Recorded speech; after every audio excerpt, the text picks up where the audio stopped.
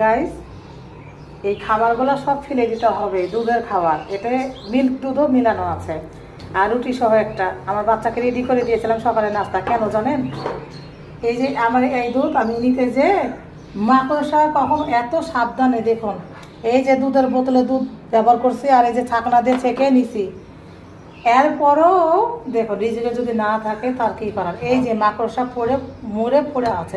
এই যে মাকড়সা, এই দেখেন মাকড়সা ঠ্যাং সহ ভাসতেছে। এই দেখেন, দেখছেন? এই দুধ কি আর খাওয়া যায় বলুন?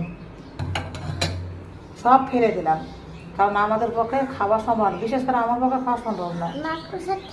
আমার ছেলেকে আবার আমি ঘি পরোটা করে দেবো, তাও ভালো। তো কোনো আফসোস নেই, তাই আপনাদের সাথে শেয়ার করলাম যে এরকম করে কেউ খাবেন না। আমি যেহেতু খেলাম না, এই তো মাকড়সাওয়ালা দুধ হয়েছে। আমার বাচ্চাকে আমি খেতে দিলাম না, আমি নিজেও খেলাম না, সব ফেলে দিলাম।